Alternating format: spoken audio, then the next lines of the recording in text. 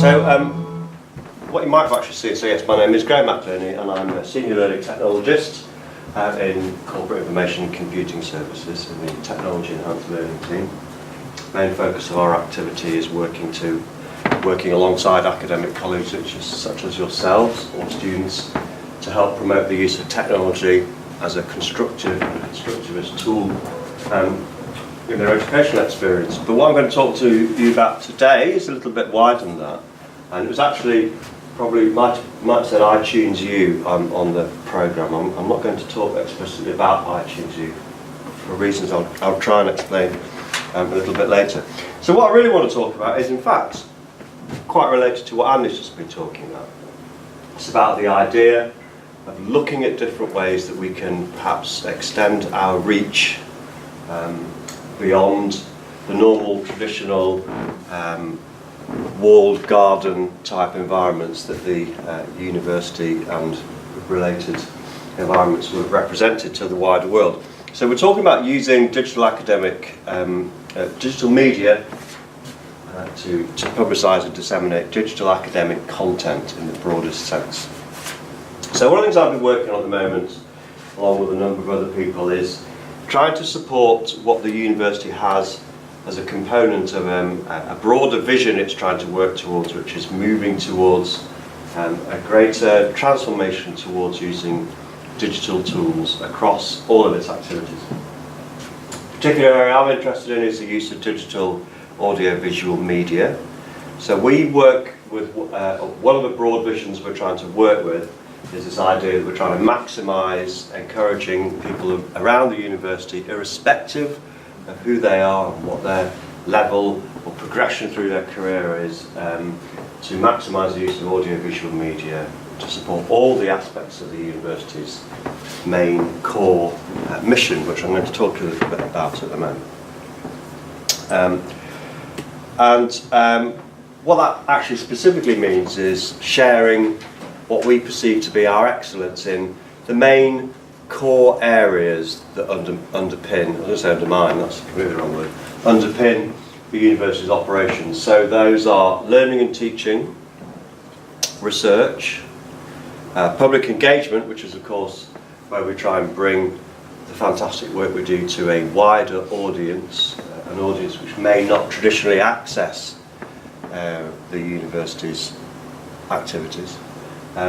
Outreach, which is something slightly different, because outreach generally refers to specifically targeting potential university applicants of the future. So whilst public engagement and outreach are easy to take together, they are in fact subtly different. We want to share how we support the student experience, and that's very important going forward, again whether you're in research or learning and teaching, because of course in a research-led environment such as the university, they are only two sides of the same coin. And one of the other things we're very keen to develop is how we demonstrate and share the achievement of our own students and what they do. So all of the things we're looking at, and again what was interesting about I think what some of the points that underpinning what Andy was without metrics is why are we doing it? Why would we take this effort? And I think it's really about how perhaps public institutions like ourselves have kind of changed in our values, certainly in the time I've been working at the university, which has been a sort of scary long time, but over the last 10 years I think universities and public bodies like ours have very much moved, or starting to move away from the traditional walled environment that it was only about members of the university who can come in and access learning, members of the university or other universities who can go into university libraries and access premium subscription journals and so on, and how we in fact now acknowledge there's a wider need to share that. So I think as a core value of all of us, or for the university, is that we need to understand that we have a responsibility to share our knowledge, our achievements with the wider world around us. And that's something that's very important about this university. It's a civic university. It's a university that was partly at least founded by citizens of Sheffield for the good of the citizens of Sheffield. So that's a kind of a very important value which we need to understand. But also, as Andy was pointing out with the Altmetrics, there's no doubt about it that in doing this and sharing our knowledge with the wider world, we also have opportunities to increase our own profiles as practitioners of many different disciplines. So by getting our stuff out there, not only doing the right thing by sharing, but also we are of course raising the profiles of our subjects. I'm actually an archaeologist, not somebody related to health, which is something that has very important impact with lots of people interested in heritage and a sense of belonging to place and so on. So it helps to raise the profile of our disciplines, of our departments, and of course the university as a whole, who I always have to remember pays my salary. So that's important too. So what are the sort of things we're interested in doing? Well, we talked about how we might open up publication of research material. Now let's look at some of the other sorts of things we do. And what I'm specifically interested in, as I said, is using the power of digital media, audio-visual material, and primarily that means video, but it doesn't always have to, is by actually making this freely available to people across a number of freely accessible channels. And this word channels is quite important because there are a number of different outputs we can use to distribute content, and they have a number of different attributes. I'm not actually going to spend the rest, I'm not going to go into them in a huge amount of depth at the moment, but it's important to understand that there are different ways of doing it. So everybody's heard of YouTube because it's the international, global, de facto way of publishing all sorts of video content, whether it's a dog on a skateboard, or the video that you mentioned yourself earlier on, Andy, that had the 12 million hits. It doesn't matter, it's out there for everyone. You just need to be able to log on to youtube.com with a mobile phone app or a web browser, and you can access the most insanely huge repository of content probably ever created in the history of humankind. There's iTunes U, which is a project we started a couple of years ago, and I'll be showing you a couple of examples from there. iTunes U is part of the iTunes music and video media store, which is all tied up with Apple. iTunes U is an area of that which was set up specifically for public bodies like universities, national museums and so on to be able to distribute content. We're also looking more towards making use of our own traditional outlet channels that we control, like the university's website. Some of you may, I'm not sure if anybody here has been involved in Shah's involvement in creating massively open online courses. Are people familiar with that? As a new development again, it's something that the university has been doing for the last couple of years. And then there's the ever-changing and evolving social media platforms like Facebook, like Twitter. And these things are actually quite interesting because this is a very kind of volatile landscape, if you like. 2 years ago, the biggest hits that the university might get on a really popular piece of video might have been via YouTube, and it might have been via iTunes. But in fact now what we're finding is the currency is all about Facebook video. Autoplay Facebook videos are the big thing at the moment. But next year it might be Twitter, or I understand that Instagram is now the fastest emerging dominant social media platform. So it's all about different or it's probably partly about different demographic groups accessing different channels. So the important thing to understand is that these different ways of making content exist. It's important to understand it, but I think it's also important not to get too hung up on it, or not for now, because we haven't really got time to take it all to pieces. So basically, in a nutshell, up to now, what I'm talking about is the ability that we have, or moving forward, and the importance for us, particularly perhaps people who are early career researchers, to be thinking about how we can use digital media to propagate, disseminate our research through informal channels as well as formal ones. And indeed, referring back to Andy's talk, being able to demonstrate that you can populate these ways of communicating with people on the back of your research outputs will become an increasingly important and measured metric of your research's impact. So I think that's something to bear in mind. So let's just have a very couple of quick examples. They're all quite different of some things that we've been doing. I'm just going to make sure I've got some volume here for a moment. This is a video we've just finished. We actually finished it a fortnight ago, and it's by a chap called, or rather it's with a chap called Sean Williams, who's one of the Vice Chancellor's Research Fellows. It's produced by two of us in CiCS, and we're currently using YouTube to distribute this, but Sean's also been featured on the university's homepage because he's recently had an exhibition as part of the Festival of Arts and Humanities.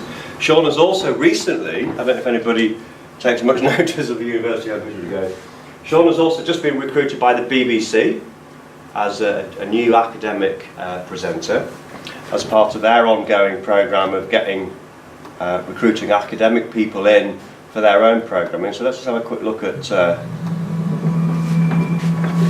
we?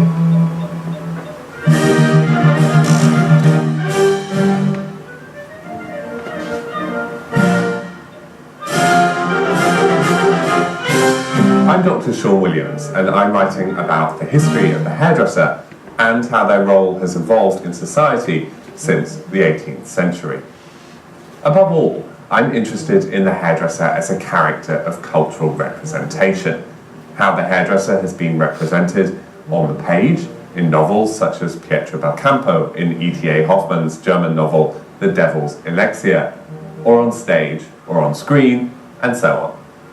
The overarching point of this research is that the hairdresser since the 18th century is consistently represented as somehow an outsider. The hairdresser is highly individualized. And yet, the hairdresser also mediates mainstream fashion trends and what we call master narratives of identity for clients. In other words, the hairdresser embodies both cultural alterity and, in conflict with that, cultural norms as well. And so the hairdresser stands in for a... So you can go and watch that in your own time. I just really wanted to show you this is an example of how we can work, or how we have worked partnering with somebody who wants to, was very keen to actually disseminate some knowledge. So Sean actually had an idea for a script, and myself and my colleague Tom then actually worked with him to work that up into the video. We filmed it about 3 weeks ago and edited it together to get that. It's also important to understand that how these things work together, as I said, is that not only have we done the video for Sean, but this also fits into a broader strategy that the faculty has for disseminating this research as well. So again, I think that's an important thing, is to see how what you're doing might fit in with a broader environment around you. A very different example is a series of videos that were made a few years ago. These were funded by RIS, Research and Innovation Services, and the point here is not necessarily to try and emulate the videos, but just to understand that there will sometimes be the capacity to have some external funding that will enable you to make in this case, some very high production value ones. So these are, is anybody here working in the healthcare technology end of the spectrum? Okay, so you might want to have a look at these. These are really showcasing some research, but with the end viewer in mind being perhaps potential business partners, potential collaborators. We're also proposing to repurpose some of this content with the new University Technical College, which is being built now in the next couple of years, whose main focus is around healthcare technology. So again, it's just thinking about how what we're doing might fit into the broader ecosystem of what's around us. And we're currently distributing this via YouTube and the university's iTunes U platform. Rather than focus any time looking at this specific example, I'm just a little bit conscious of the time, and I'm sure you are as well. So my third example is one that Andy in fact has done, and this is the SHA Research Hacks work that Andy's... Let's just go back to that for a minute.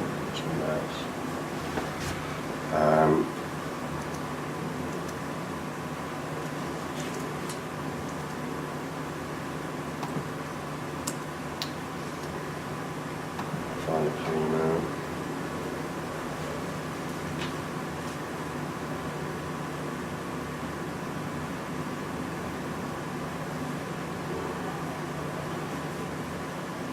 In fact, I've actually aggregated all the material together from the faculty onto a page, which I'll also show you. So This is some work that Andy's done, and mainly based around screencasts, showing you how you can use a wide range of free or very cheaply available hacks and apps to promote your research. And what would you say about this, Andy? I mean, you actually made this as a pretty... You've just made these, haven't you, pretty quickly using some freely available tools. So this is not a big production number. This is just somebody deciding they want to get themselves out there and do that. So should we have a quick look at one? Is there a particular favourite? Manager's choice? Mendeley. We've just been talking about Mendeley, so let's just have a quick look at an example of Mendeley. What would you say? They're all brilliant? Yeah, they're all brilliant. They're all recorded on an iPad. Right. So that's how simple it was. I'm Andy Tattersall and welcome to Shaw Research Hacks. Mendeley does three things really well. Firstly, it's a reference management tool. It allows you to not only manually input references, but also import them from searches, via the web, as well as drag and drop and even copy references others have saved. It is a huge database of millions of references. Many of these references and publications you can add to your own collection. It also has a huge network of users globally that you can connect with and form groups. Mendeley also has its own alternative metric based on how many readers save a reference, whilst it allows you to save your own publications to your profile, which aids others to discover and save your research to their accounts. So there you go, neat little segue to Andy's talk there. So actually we've got too many more to look at, but for those of you who are able to use iTunes, and if you want to know a little bit more about iTunes, we'll have a look at it at the end. I just want to keep it sort of fairly generic at the moment, but there's a huge diversity of emerging research stories that we've made available via the university. There's also, SHAR also have their own YouTube channel, so that might be another place you might want to go and have a look at lots of ideas. And in fact, there's quite a lot of cross-pollination between some of the stuff we've put on the iTunes site and for the YouTube site, because, as I'm going to go on and tell you now, one of the drawbacks of the iTunes site, that whilst we love it for lots of reasons, you have to have iTunes software in order to be able to access it, which if you're a Macintosh user you don't get any choice because it comes on your machine when you get it out of the box. If you install iTunes on a PC, most people's experiences are within about half an hour they then want to throw their computer out of the window. So that is actually a real barrier, and we are aware of that, and I'm going to address that for you in a moment. Before we talk about how we're distributing stuff, for those of you who are interested, because an obvious thing you might think from seeing these is, okay, well that looks quite good. Now obviously there's a spectrum of different kind of stuff there. The stuff we did with Sean, we worked very closely with him, and we filmed him with an expert filmmaker, and there's an amount of effort and time that goes into that, and with the best one in the world we're unable to replicate that for every other member of staff, colleague at the university, sadly. However, what we are working quite hard to build up now is an intermediary level of support. So the creative media team have now relocated to the Diamond, which is of course just across the road from you, and there's now 3 members of staff working in there who can help you out with training, support.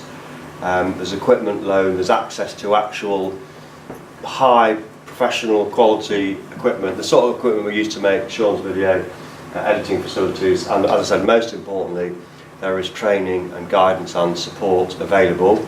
Whilst the facility started off as a student-facing service, we're now building in a programme of video training activities for staff, and so they're becoming more, we're just running them on fairly bespoke levels at the moment, but these are about to be advertised as freely available. So somebody who, if any of you want to get involved in finding out more about how to make this kind of stuff, those guys can show you and get you up and running.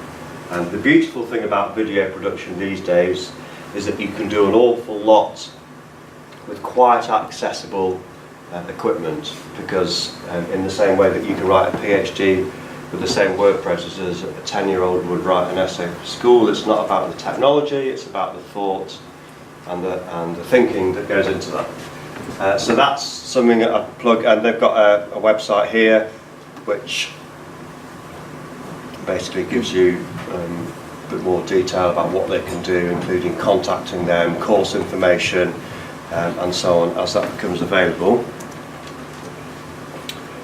The other thing I wanted to finish off by saying is that I realised that when I showed you the different list of available channels, the various different ways we get things out to people, I did skirt over that to an extent. I said that they all have their advantages and drawbacks. So, for example, YouTube is the de facto way of publishing video content on the web, and it's marvellous for lots and lots of things. But as I heard the head of the Open University say, YouTube's great, but the one problem we've got with YouTube is you're only ever one click away from someone's dog on a skateboard. Now, dogs on skateboards are great and they're really funny, but if you're working in the field of teaching medical students about bereavement counselling and you want to make some video content available to them, you probably don't want that to be one click away from somebody's dog on a skateboard, or there'll be lots of other situations where it just won't be appropriate to use such a vast environment. So that's why we started to channel content into different kind of ways, a little bit like the way the BBC do. However, it causes us problems. So there's 1,000 videos on our iTunes U site at the moment that you can't access without iTunes. So what are we doing about it? Well, we're doing this. We're doing a project called the Digital Media Hosting Project, and basically what this is going to do is it's going to hopefully deliver a more streamlined way of us being able to publish, and that includes yourselves, to create, store, publish and share material amongst yourselves as colleagues. Also, it's going to offer us a better integration with the virtual learning environment, so that if we want to make stuff available for students, or if we want to get our students to be creators of media, which is a whole other emergent area that we've been doing, it's going to make it much easier for them to submit, for example, video-based assignments into that. And I think, apart from a few new developments, which I'll show you, that's mainly it. Has anybody seen any examples of any of the 360 video that have been going around? Now, this is quite fun. So, I don't know if Andy's told you this, but he and I have been very involved in something called 24-Hour Inspire, which is an event that's run for a university-based charity called Inspiration for Life, and we recently did a 24-hour radio show in which we had done some. I know from Brimstone sessions, Chris, that actually you have something. Well, more traditional cultural practices. We've been doing a 24-hour radio show, including getting this lady, who's my boss, head of corporate information computing services, and we actually film part of it in 360, so you can actually watch it like a normal video, but if you want to, you can also actually click and drag and move your mouse around and actually explore the environment. So for those of you who are involved in trying to, who might be teaching students about certain spaces that you need to navigate yourself around, this is a new piece of technology we've been playing with. I just showed you that as a bit of a jolly at the end. That's what I have to share with you. So has anybody got any questions, or do we want to open it to the broader discussion? Well, I think first of all, just show appreciation to Graham.